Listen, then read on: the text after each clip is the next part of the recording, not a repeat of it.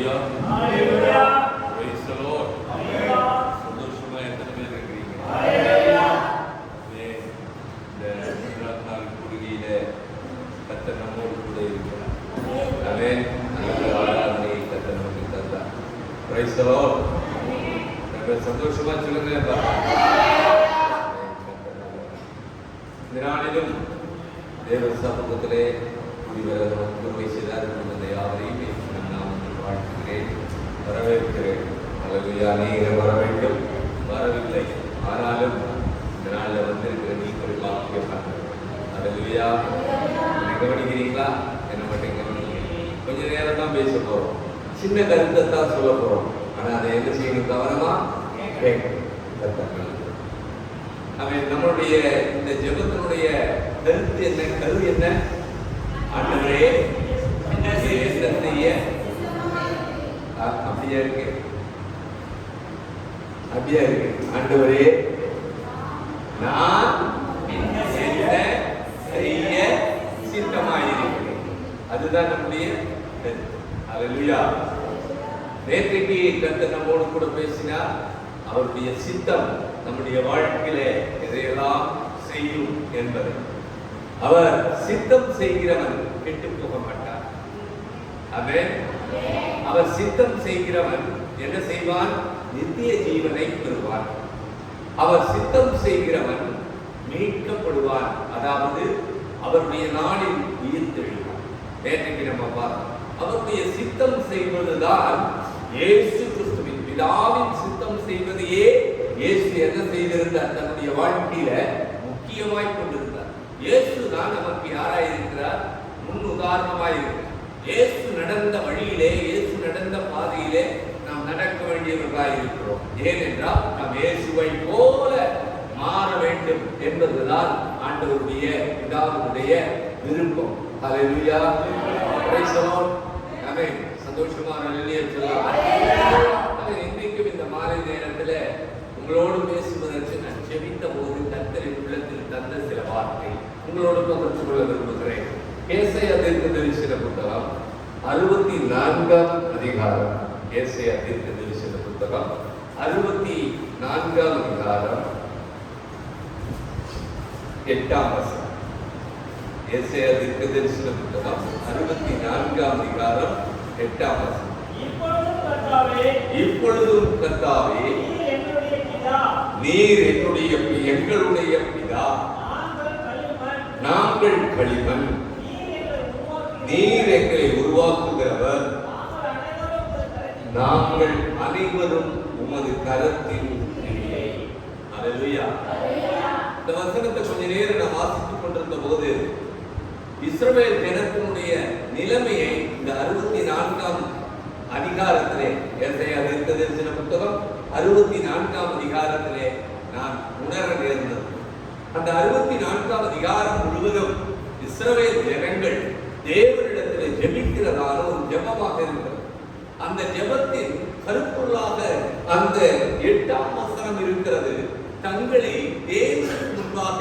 முற்றிலுமாய் தாழ்த்தி நாங்கள் ஒன்றுமில்லை என்று சொல்லுகிறதான ஒரு அருமையான ஜெப வார்த்தை தான் அங்கே நாம் வாசித்ததான ஜெப வார்த்தை ஹalleluya ஆமென் இஸ்ரவேல் ஜனங்களை பாபிலோனின் ராஜா என்ன செய்தார் என்றால் சிறைபிடித்துக் கொண்டு போனார் ஏன் சிறைபிடித்தார் அவர்கள் தேவனை விட்டு விலகி தேவன் செய்த நன்மைகளை மறந்து தேவனுக்கு பிரியமில்லாதவைகளை தங்கள் வாழ்க்கையில் நடப்பித்து அவர்கள் பாவத்துக்கு அடிமையாய் போனதினாலே அவர்கள் என்ன செய்யப்பட்டார்கள் பாபிலோனின் ராஜாவினிடத்திலே ஆண்டவர் அவர்களை ஒப்புக் கொடுத்தார் அவர்கள் அவரை சிறைப்பிடித்துக் கொண்டு போனார்கள் சிறைப்பிடித்துக் கொண்டு போன அந்த ஜனம் அந்த தேசத்திலே மிகப்பெரிய சித்திரவதையை அனுபவிக்கிறார்கள் ஹalleluya ஆமென் அவர்கள் அதிகமாய் துன்பப்படுத்தப்பட்டார்கள் கொலை செய்யப்பட்டார்கள் அவர்களுக்கு பிறக்கிற பிள்ளைகளை காலை பிடித்து எடுத்து கற்களிலே அடித்து கொல்லுகிறதான காட்சிகள் தங்கள் பிள்ளைகள் சாகிறதை தங்கள் கண்களுக்கு முன்பாய் காண்கிறதான ஒரு அனுபவம் ஆமென் வேதனை வேதனை வேதனை வேதனை வேதனை வேதனை மாத்திரமே அவர்கள் வாழ்க்கையிலே நிறைந்திருந்ததான அந்த சூழ்நிலையில் தான் எங்களுக்கு ஒரு விடுதலை கிடைக்காதா? எங்களுக்கு ஒரு நன்மை கடந்து வராதா? எங்களை மீட்பதற்கு ஒரு நாள் வராதா என்று காத்திருக்கிறார்கள். அல்லேலூயா. அப்பொழுதுதான் இந்த ஜெபத்தை அவர்கள் ஏறெடுக்கிறார்கள். ஆண்டவரே, நீர் எங்களை விடுவிப்பதற்கு நாங்கள் என்ன செய்ய வேண்டும்? நம்முடைய கருப்பொருளோடு சேர்ந்து நாம் இதை சிந்திக்கும் போது நாம் என்ன செய்ய வேண்டும்? ஆண்டவரே, என் வாழ்க்கையில் விடுதலை வருவதற்கு, என் வாழ்க்கையில் மீட்பு வருவதற்கு, நான் என்னுடைய காரியங்களிலே ஜெயத்தை பெற்றுக் கொள்வதற்கு நான் என்ன செய்ய வேண்டும்? அல்லேலூயா. என்ன செய்ய வேண்டும்? இஸ்ரவேல் ஜனங்கள் தங்கள் தவறுகளை உணர்ந்தார்கள். தேவ சமூகத்திலே தாழ்த்துகிறார்கள். என்னவென்று தாழ்த்துகிறார்கள்?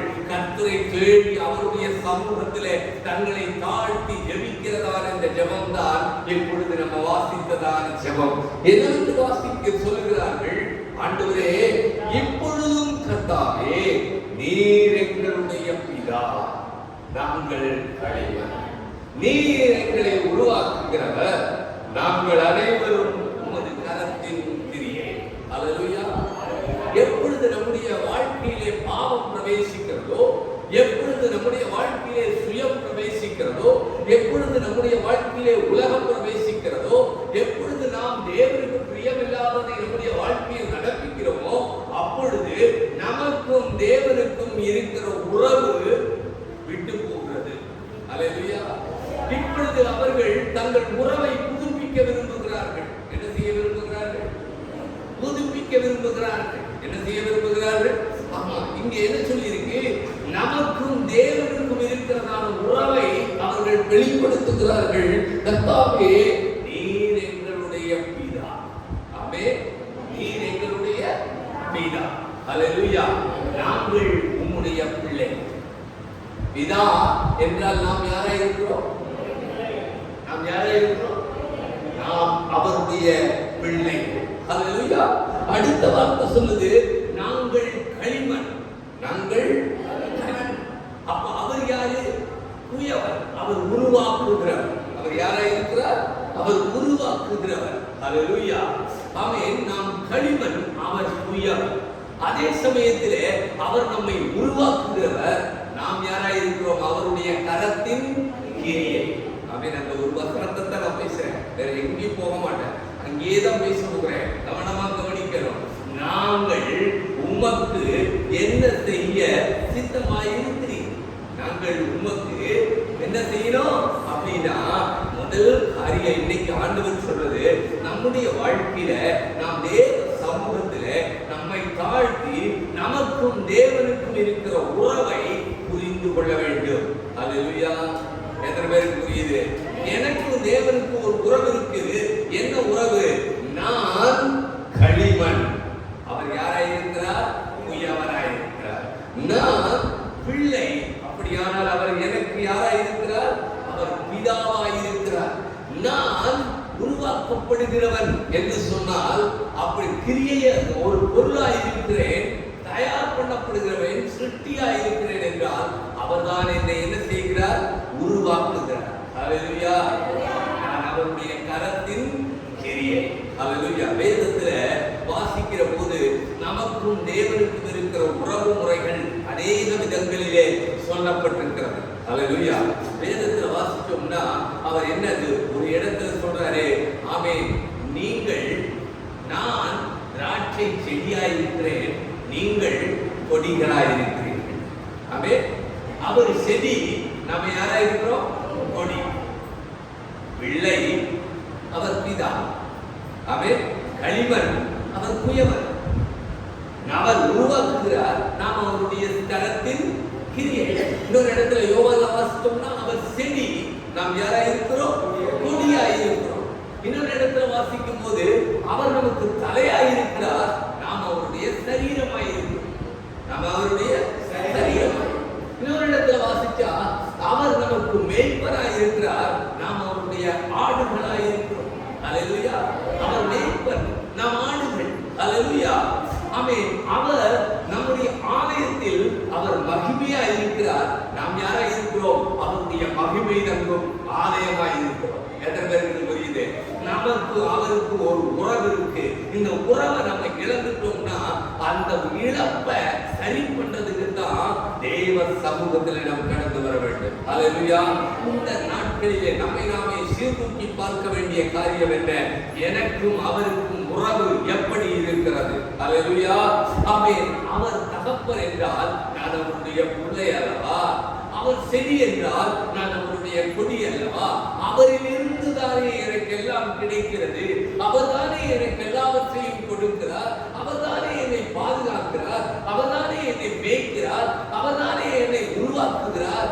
அனுதினமும் நம்மை நடத்துகிறவர் அவர்தான். அல்லேலூயா. புரிகிறது? அல்லேலூயா. நேற்று சிந்தித்ததுல ஒரு காரியத்தை சொல்றேன். அவர் மணவாளன் என்றால் நாம் யாரா இருக்கிறோம்? மணவாட்டியாய் இருக்கிறோம். எவ்வளவு பெரிய உறவு நமக்கு இருக்கு. நம்ம அந்த உறவுல நம்முடைய ஆண்டவரை பார்க்கிறோமா? பார்க்கிறோமா? இல்ல. நம்ம எப்பவும் அவருக்கு நமக்கு இருக்கிற உறவை ஆண்டவர் அப்படிங்கிற ஒரு விதத்துல, ஒரு தெய்வம் அப்படிங்கிற உறவுல தான் வைக்கிறோம். ஆனா நம்முடைய ஆண்டவர் அப்படி அல்ல. நம்மை தன்னோடு சேர்த்திருக்கிறார், தனக்கென்று சொந்தமாக்கி இருக்கிறார், தன்னுடைய சொந்த ஜனமாக நம்மை தெரிந்து கொண்டிருக்கிறார். நாம் அவருடைய பிள்ளைகள், அவருடைய இரத்தத்தால் மீட்கப்பட்டவர்கள். ஹல்லேலூயா. Price the Lord. இஸ்ரவேல் ஜனம் ஒன்று செய்தது. என்ன செய்தது? கண்ணீரோடு தேவ சமூகத்திலே திரும்பி வந்தார்கள். கண்ணீரோடு திரும்பி வந்து, ஆண்டவரே, நாங்கள் உங்களுக்கு விரோதமாய் பாவம் செய்து விட்டோம். இந்த அதிகாரத்துல முழுசையை வாசிக்கிற ஆமென். வாசித்த நேரம் வந்தாது. நாங்கள் களிமண். உங்கள் யாரா இருக்கிறோம்? களிமண்ணா இருக்கிறோம். நாங்க களிமண்ணை யாரும் எடுத்து வீட்டுல வச்சுக்கிறதே இல்ல, தூக்கி போடுறதுதான். நான் வேஸ்ட், நான் தூக்கி போட வேண்டியவன் தான். ஆனால் எதுக்கும் பயன்படாதவன் தான். என்னை கொண்டு என்னால ஒண்ணுமே செய்ய முடியாது. ஒரு களிமண்ணை தன்னைத்தானே சரி பண்ணிக்கொள்ள ஒருபோதும் களிமண் தன்னைத்தானே உருவாக்குமா?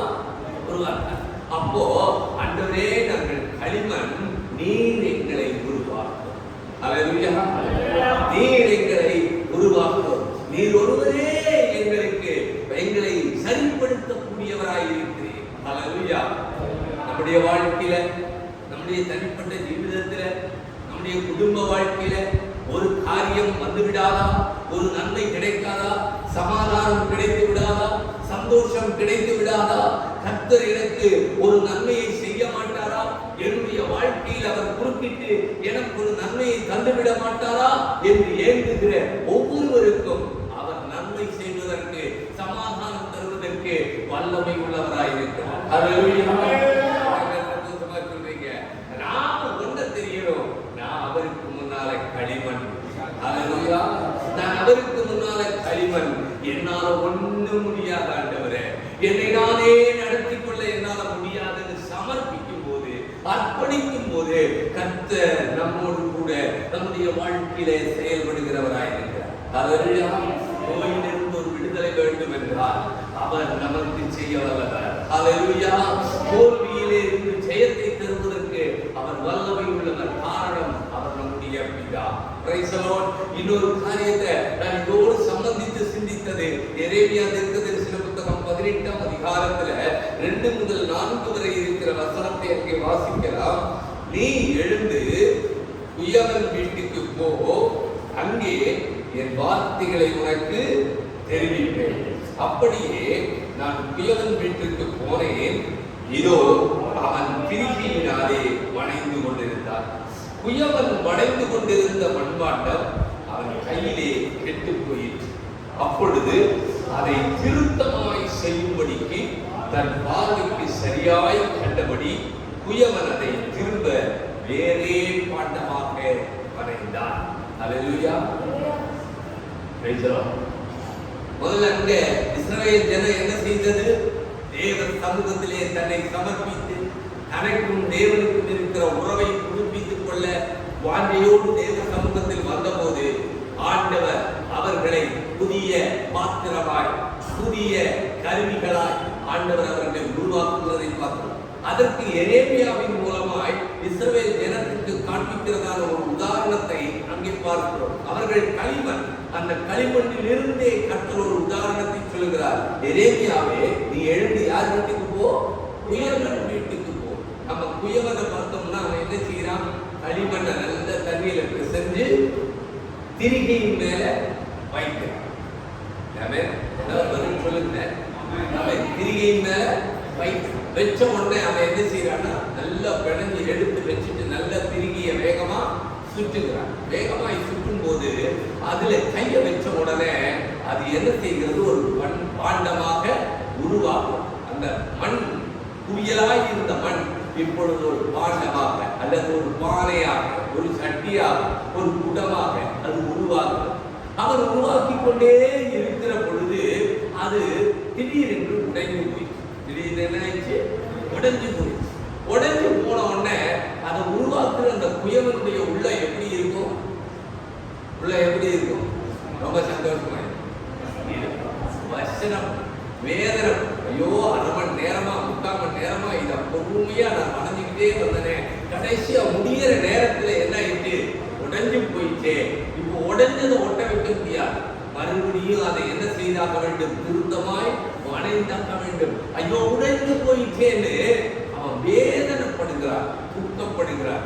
ஆனாலும் அவன் அந்த மண்ணை தூக்கி போடல, மறுபடியும் எடுத்து அதை திருத்தமாய் பிசைந்து அதுக்குள்ள இருக்கிற கல்லு, அதுக்குள்ள இருக்கிற இலை, அதுக்குள்ள இருக்கிற தூசு, அதுக்குள்ள தேவையில்லாத காரியங்களை எல்லாம் எடுத்து போட்டுட்டு, உடைவதற்கு காரணமாய் இருந்ததை எடுத்து போட்டுட்டு மறுபடியும் அதே திரிகையின் மேல வச்சு மீண்டும் வணைகிறார். அழுகாய் வேறொரு நல்ல பாண்டமாய் மாற்றுகிறார். அல்லேலூயா. அதே போலத்தான் நம்முடைய வாழ்க்கையில கடந்த நாட்களிலே தேவனுக்கு பிரியமில்லாத, தேவனை அறிந்தோ, தேவனை விசுவாசித்தோ, தேவனுக்காக வாழ்கிறோம், இயேசுவின் பிள்ளைகளாய் இருக்கிறோம். ஆனால் நம்முடைய சூழ்நிலைகள் நம்மை தேவனை விட்டு பிரிய செய்திருந்தால் இந்த உபவாச நாட்களிலே ஆண்டவரே நான் என்ன செய்ய சித்தமாய் இருக்கிறீர் என்று அவர் பாதத்திலே நம்மை சமர்ப்பித்து, என்னில் காணப்படுகிற குறைகள் என்ன, என்னில் காணப்படுகிற கற்கள் என்ன, என்னில் காணப்படுகிற தூசுகள் என்ன, என்னுடைய வாழ்க்கையில் காணப்படுகிற மாசு என்ன என்பதை ஆராய்ந்து தேவ சமூகத்திலே அவர் பார்ப்பதற்கு விட்டுக் கொடுப்போமேயானால் அவர் நம்மை திருத்தமாய் ஒரு புதிய பாண்டமாய் வணைவதற்கு வல்லமை உள்ளவராய் இருக்கிறார். அல்லேலூயா. இந்த ஜெப நாட்கள் நீங்கள் சாதாரணமாய் எடுத்துக் கொள்ள வேண்டாம். கர்த்தர் நம்மோடு கூட இடைபெறுகிற நாட்களாய் இருக்கிறது. அல்லேலூயா.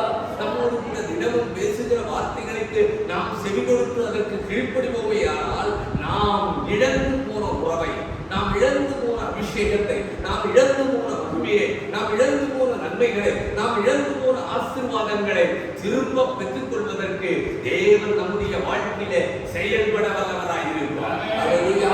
நாம் அதை பெற்றுக் கொள்ள முடியாது, நம்முடைய கிரியைகளை பெற முடியாது.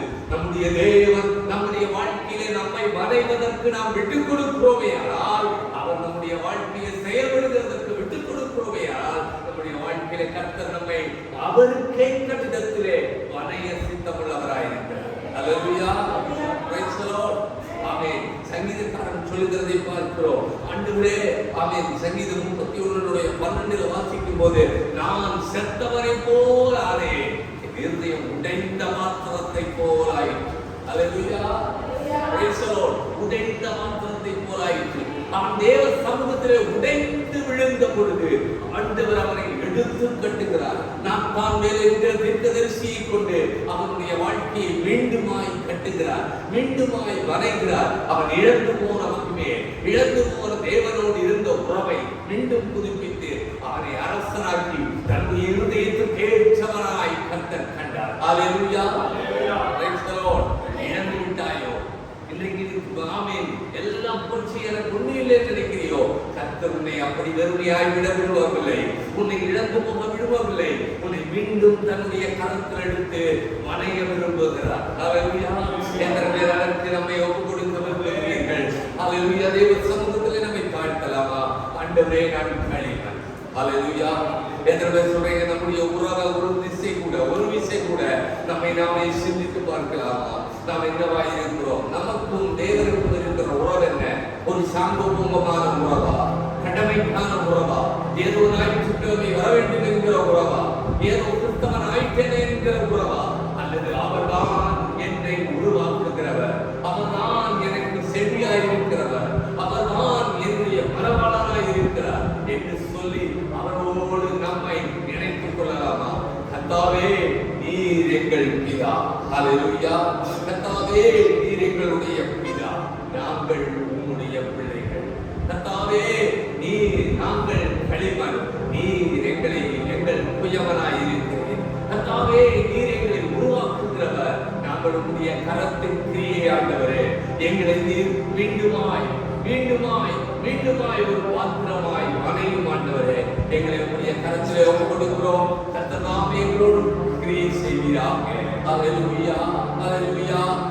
குயவனே குயவனே படைப்பின் காரணரே,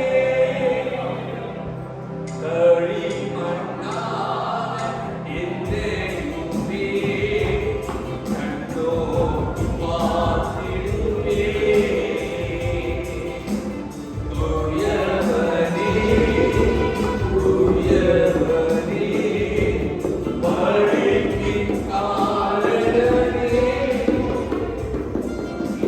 களிமண்ணான என்னையுமே கண்ணோக்கி பார்த்திடுவே.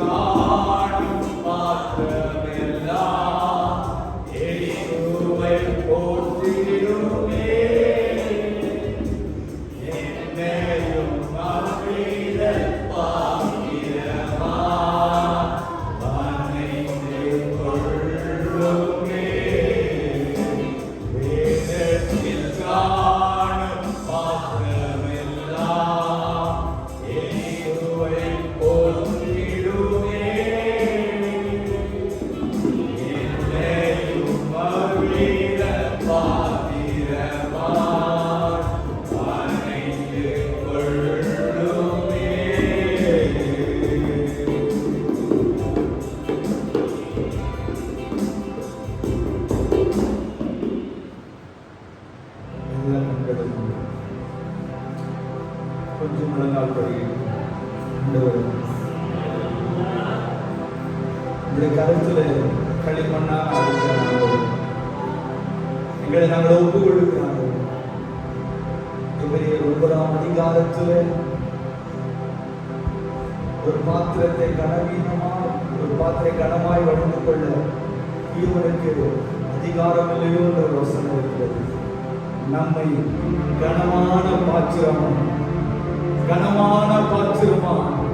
வெறுமையான பாத்திரம் அல்ல, நிரம்பி வழிகிற பாத்திரமா, ரோஜமுள்ள பாத்திரமா, அநேகருக்கு ஆசீர்வாதமான பாத்திரமா, கர்த்தர் நம்மளை வணங்கிக் கொள்ளும்படியாக ஆண்டவரே உடைய கரத்தில் நான் ஒப்புக் கொடுக்கிறேன். ஆண்டவரே என்னை வணந்து கொள்ளும், இன்னும் உருவாக்கப்படும். ஆண்டவரே ஒரு பாத்திரம் குறைவு கையில் இருக்கும் பொழுதே கெட்டு போயிட்டான். அவர் கரத்தில் இருக்கும் பொழுதே சில நேரங்களிலே கெட்டு போகிற ஒரு சூழ்நிலை ஏற்படுகிறது.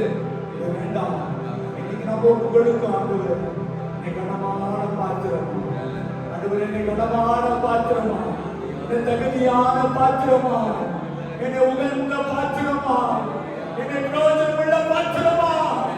ஆண்டவரே இந்த செய்தி மூலம் களிமண்ணா இருக்கிற நான் உடைய கரத்தில் இருக்கிற ஆண்டவரே சில நேரம் விலை போகாத பாத்திரமா இருக்கிறது, விரும்புவதான பாத்திரமா இருக்கிறது. ஆண்டவரே தகுதியான பாத்திரமாக இருக்கிறது. எல்லா கொஞ்சம் ஆண்டு சமூகத்தில் ஒப்புக்கொள்கிறார், எல்லா ஒப்புக்கொள்கிறார், கரத்தில் ஒப்புக்கொள்கிறார். அவரை அணைந்தானா சரியா அணைந்து கொள்ள விட்டுக் கொள்ளுங்கள். ஆண்டவரே ஸ்தோத்திரம். எங்களை நேசிக்கிறதான அன்பின் பரலோக பிதாவே, நீர் எங்கள் பிதா, நாங்கள் களிமண். ஆண்டவரே எங்கள் ஆத்துமா மண்ணோடு ஒட்டி இருக்கிறது. ஆண்டவரே எங்களை உயிர்ப்பீங்க. ஆண்டவரே இந்த களிமண் உகந்த பாத்திரமாய் ஆண்டவரே, அப்பா கனமான பாத்திரமாய் ஆண்டவரே எங்களை வணைந்து கொள்ளும்படியாக இந்த செய்தி மூலம் எங்களுக்கு உணர்த்தினீரே. நன்றி நன்றி நன்றி ஆண்டவரே. இருக்கிறதான ஒவ்வொரு தேவ பிள்ளைகளை இந்த ஜபத்துல வருகிறதான ஒவ்வொரு கர்த்தருடைய பிள்ளைகளே அந்த ஜபத்துல கலந்து கொள்ளுங்க. எங்களையும் கூட ஆண்டவரே அணைந்து கொள்வீராக. உகந்த பாத்திரமா எங்களை அணைந்து கொள்ளும்படியாக நாங்கள் ஜெபிக்கிறோம். ஏதாவது விஷயத்துல ஆண்டவரே இந்த களிமண் செல்லாமல் இருந்தால் ஒருவேளை அந்த களிமண்ணுக்குள்ள இல கல்லு தேவையில்லாத இருந்தனாலா அந்த பாத்திரம் உடைந்து போச்சு சொல்லுகிறாங்க. தேவையில்லாத அந்த சுபாவங்கள் இந்த பாத்திரத்தில் இருந்தா அதை எடுத்து போடுகிறாங்க. தேவையில்லாத ஆண்டவரே காரியங்கள் எங்களுக்குள்ள ஆண்டவர் இருந்தா அதை எடுத்து போடுங்க ஆண்டவர். ஆண்டவர் உலகம் எங்களுக்குள்ள இருந்தா அதை எடுத்து போடுங்க ஆண்டவர். உமக்கு பிரியமானதை செய்ய எங்களுக்கு கற்றுக் கொடுங்க ஆண்டவர். உங்கள்கிட்ட பாத்திரமா எங்களை நடந்து கொள்ள முடியாது சொல்லுகிறாங்க. நாளை எங்களை ஒப்பு கொடுக்கிறாங்க. எங்களை ஒப்பு கொடுக்கிறாங்க. எடுத்து பயன்படுத்துகிறாங்க. இருக்கிறதான ஒவ்வொரு வழியாகவும் இந்த திருச்சபையை அன்றைய கனமான பாத்திரமா இருக்கு. கனமான பாத்திரமா இருக்கணும். அது ஒரு உடைந்த பாத்திரம் அல்ல, உகந்த பாத்திரமாய் அன்றைய இருக்கும்படியாய் ஒவ்வொருவருக்குள்ளே அன்றைய அந்த பாத்திரத்துக்குள்ளே நீங்க ஆளுகை செய்யும்படியாக நாங்கள் ஜெபிக்கிறோம். ஒவ்வொரு சொல்லுகிறது போல இந்த மண்பாண்டத்தில் ஒரு கணக்கு நாங்கள் பெற்றுக்கொள்ளுகிற வேலை மண்பாண்டமான சரீரத்தில் அன்றைய மகிமையின் ஆண்டவரே கணக்கு நாங்கள் பெற்றுக்கொண்டிருக்கிறோம். அதற்காக சொல்றோம். தொடர்ந்து நாளை நடக்கிற 21 நாட்கள் நடக்கிற எல்லா ஜெபத்திலும் கர்த்தருடைய பிள்ளைகள் அநேக பேர் கலந்து கொள்ள கர்த்தர் உதவி செய்யும்படியா ஜெபிக்கிறோம். வந்திருக்கிற ஒவ்வொருவருக்கும் ஆவிக்குரிய ஆண்டவரே அப்பா சொல்றோம் ஆசீர்வாதத்தால் நிரப்பும்படியா ஜெபிக்கிறோம். தொடர்ந்து ஒவ்வொரு நாளும் ஒவ்வொரு காரியங்களும் ஆண்டவர்களுக்கு கற்றுக் கொடுங்க ஆண்டவரே. இந்த கருத்தில் ஒப்பு கொடுக்கிறோம். இயேசுவின் நாமத்தினாலே ஜெபிக்கிறோம் நல்ல பிதாவே. ஆமென்.